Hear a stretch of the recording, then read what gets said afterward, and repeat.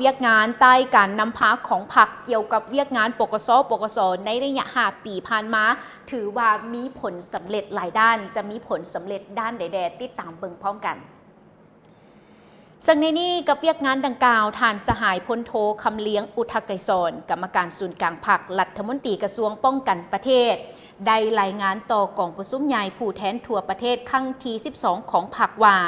ใน5 ปีผ่านมาพวกเขาได้สุ่มใส่ค้นคว้าปรับปรุงคืนแผนยุทธศาสตร์ป้องกันสปป.ลาวและนิติกรรมอื่นๆที่เกี่ยวข้องเพื่อให้สอดคล้องกับสภาพการใหม่เป็นบอนอิงให้แก่การจัดตั้งปฏิบัติและเพิ่มความศักดิ์สิทธิ์ในการคุ้มครองเขตยุทธศาสตร์ป้องกันชาติให้ถือกับทักษะหรือว่าให้ถือกับทาสนามป้องกันชาติที่ได้กำหนดไว้นั่นเองติดพันกับเวียกงานของการจัดตั้งจัดวางซับซ้อนสถานที่ของหัวหน่วยกรมกองทหารจำนวนหนึ่งคืนใหม่เพื่อเสริมความเข้มแข็งในการเกี่ยมพร้อมเฮ็ดให้สำเร็จหน้าที่ป้องกันชาติอยู่แต่ละทิศ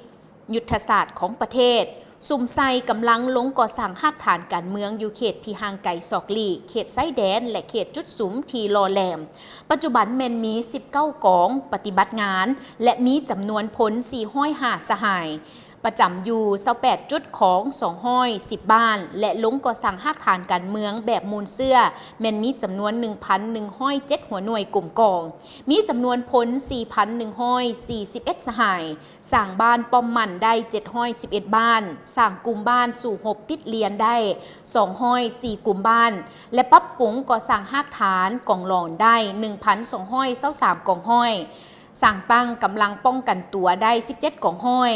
จัดตั้งปฏิบัติแผนการก่อสร้างเขตแนวหลังยุทธศาสตร์ติดพันกับการพัฒนากลุ่มบ้านเลียบตามไซแดนทางทิศแนวหลังยุทธศาสตร์อย่างมีจุดสุมและบรรลุได้ตามคาดหมายที่วางไว้อันได้เฮ็ดให้บริเวณดังกล่าวได้รับการพัฒนาชีวิตการเป็นอยู่ของประชาชนดีขึ้นกว่าเก่า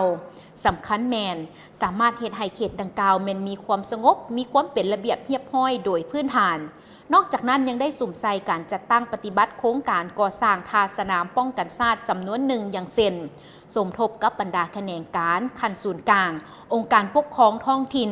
วางแผนพัฒนาเศรษฐกิจสังคมอยู่ในแต่ละทิศบริเวณยุทธศาสตร์ที่สำคัญให้รับประกันสมทบแน่นระหว่างการพัฒนาเศรษฐกิจสังคมกับเวียกงานปกส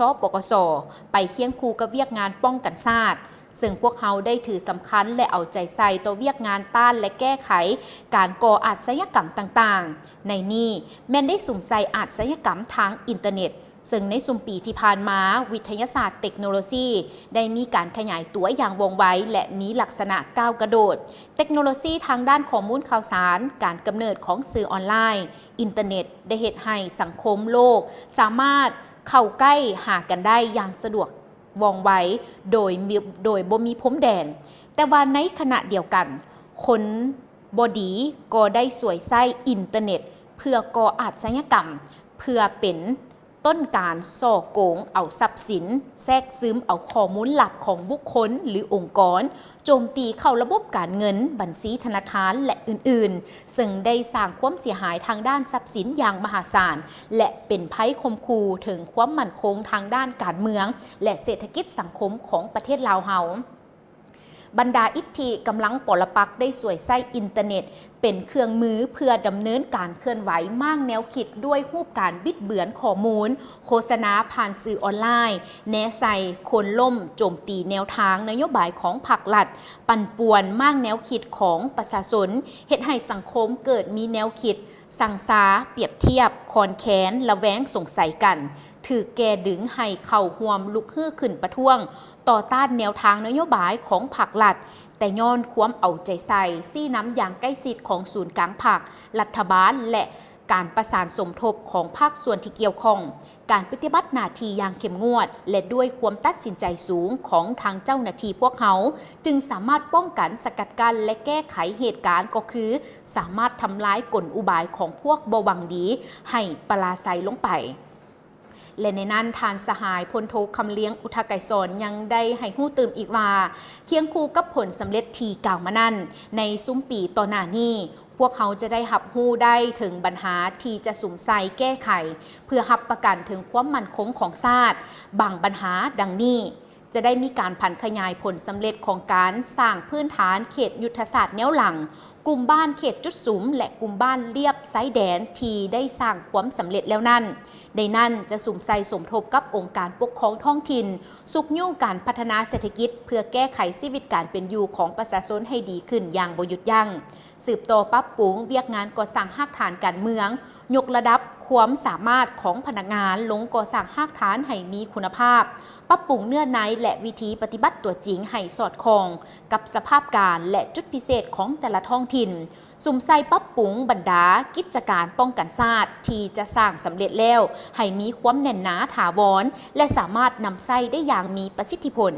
พร้อมกันนี้ยังจะเอาใจใส่ปรับปรุงและก่อสร้างบ้านป้อมมันกลุ่มบ้านสู่หบติดเหรียญปรับปรุงกำลังกองร้อนกองป้องกันตัวให้มีความเข้มแข็งขึ้นสามารถเคลื่อนไหวเฮ็ดหน้าที่รักษาความสงบความบ่เป็นระเบียบเรียบร้อยภายในบ้านของตนประสานสมทบอย่างสนิทแน่นกับภาคส่วนที่เกี่ยวข้องเพื่อซอกเห็นเลเหลี่ยมรูปการเคลื่อนไหวตัวหยวหลอกลวงส่อโกงทางอินเทอร์เน็ตพร้อมทั้งโฆษณาเผยแพร่ให้สังคมได้ฮู้อย่างทันเวลากระทรวงป้องกันความสงบกระทรวงป้องกันประเทศและกระทรวงเทคโนโลยีและการสื่อสารต้องร่วมกันค้นคว้าวางระเบียบสร้างนิติกรรมในการคุ้มครองระบบโทรคมนาคมอินเทอร์เน็ตและบรรดาคงเขตที่กำลังพวกอาชญากรรมผ่านอินเทอร์เน็ตสวยไส้โอกาสให้ครบถ้วนและต้องให้แทดเหมาะกับสภาพความเป็นจริงของประเทศลาวเฮากันด้วยสุ่มใส่การก่อสร้างหรือดึงดูดเอาบุคลากรที่มีความรู้ความสามารถทางด้านนี้เพื่อดำเนินการต้านสกัดกั้นต่อสู้กับพวกอาชญากรรมผ่านทางอินเทอร์เน็ตให้มีประสิทธิผลเคียงคู่กันนั่นก็ต้องได้มีการเพิ่มทวีการร่วมมือสากลในการเคลื่อนไหวต่อสู้สกัดกั้นต้านอาชญากรรมทางด้านอินเทอร์เน็ตหรืออาชญากรรมทางไซเบอร์อย่างแข็งแรงแน่นแฟ้นและมีประสิทธิผลนั่นเองและนี่ก็ถือได้ว่าเป็นอีกหนึ่งเนื้อในอยู่ในกล่องประชุมดังกล่าวจากทานสหายพลโทคำเลี้ยงอุทะไกรสอนกรรมการศูนย์กลางภาครัฐมนตรีกระทรวงป้องกันประเทศที่ได้มีการรายงานต่อเวียกงานดังกล่าวสำหรับเวียกงานป้องกันชาติป้องกันความสงบของทางสปป.ลาวของพวกเราท่านผู้ชม